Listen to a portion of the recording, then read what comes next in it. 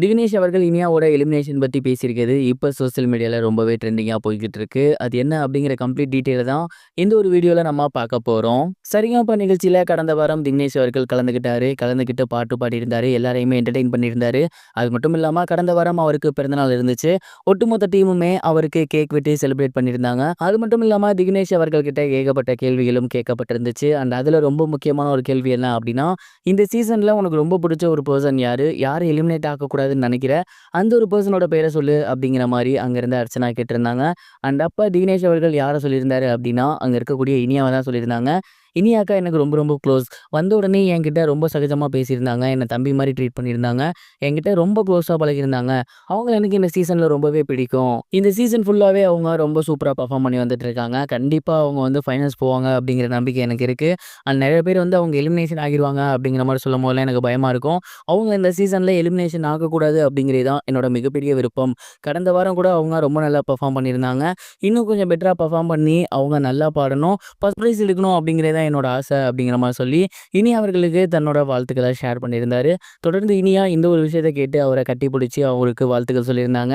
தொடர்ந்து அதுக்கப்புறம் அவருக்கு கிஃப்ட் குடுக்குறது, சாக்லேட்ஸ் குடுக்குறது அப்படின்னு ஏகப்பட்ட விஷயங்கள இனியாவுமே பார்த்தீங்கன்னா, திவினேஷ் அவர்களுக்கு பண்ணியிருக்காங்க. இந்த ஒரு விஷயம் தான் திவினேஷ் அவர்கள் இனியாவோட எலிமினேஷன் குறித்து ஷேர் பண்ணியிருந்தாரு. இனியா அவர்கள் இந்த சீசன் ஃபுல்லாவே அப் அண்ட் டவுனா தான் பார்த்தீங்கன்னா, பெர்ஃபார்ம் பண்ணி வந்துட்டு இருக்காங்க. மிகப்பெரிய அளவுல அவங்களால பெர்ஃபார்ம் பண்ண முடியல. இந்த 3 வாரங்கள அவங்க ரொம்ப சூப்பரா பெர்ஃபார்ம் பண்ணியிருந்தா மட்டும் தான், கண்டிப்பா அவங்களால டாப் 5க்குள்ள நுழைய முடியும். அண்ட் கடந்த சீசனோட வின்னரான திவினேஷுமே அந்த ஒரு விருப்பத்த தான் அவரு ஷேர் பண்ணியிருக்காரு. இனியா அவர்கள் சபேஷ் அண்ட் பவித்ராவெல்லாம் தாண்டி ரொம்ப சூப்பரா பாட முடியுமா? டாப் 5க்குள்ள போக முடியுமா? அப்படிங்கிற மிகப்பெரிய ஒரு கேள்வி இருக்கு. அது எல்லாத்துக்குமே இனிவரும் காலங்கள் தான் பதில் சொல்லும். நீங்க என்ன நினைக்கிறீங்க? இனியா டாப் 5க்குள்ள போவாங்களா? உங்களோட தாட் என்ன? மறக்காம கமெண்ட் பாக்ஸ்ல ஷேர் பண்ணுங்க. இது ஒரு புறம் இருக்க பிரபல நடிகர் மற்றும் இயக்குனரான பிரதீப் ரங்கநாதன் ரீசெண்டா ஒரு கேள்விக்கு பதில் சொல்லியிருந்தாரு. அந்த ஒரு கேள்வி என்ன அப்படின்னா, அஜித் மற்றும் விஜய் சார் 2 பேருமே சினிமா துறையை தாண்டி வெவ்வேறு துறையில கால் பதிக்க போறாங்க. அவங்களோட இடத்த வேற யாராலையும் நிரப்ப முடியும்னு நினைக்கிறீங்களா? அப்படிங்கிற மாரி கேட்டிருந்தாங்க.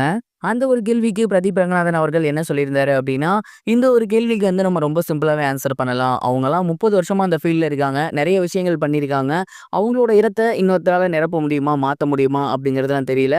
ஆனா அடுத்த 30 வருஷம் யார் நல்லா உழைக்கிறாங்களோ, ரசிகர்கள யார் கவர்றாங்களோ, அவங்க அந்த இடத்துக்கு போக முடியும் அப்படின்னு நான் நினைக்கிறேன். இத தாண்டி பிரதீப் ரங்கநாதன் என்ன சொல்லியிருந்தாரு அப்படின்னா, நம்ம என்னதான் முயற்சி பண்ணாலுமே ரசிகர்களுக்கு பிடிக்கணும், கன்டென்ட் நல்லா இருக்கணும். இதெல்லாம் இருந்தா தான் மக்கள் மத்தியில நம்ம மிகப்பெரிய இடத்துக்கு போக முடியும். அவங்களோட இடத்த நிரப்ப முடியும் நான் நினைக்கிறேன்.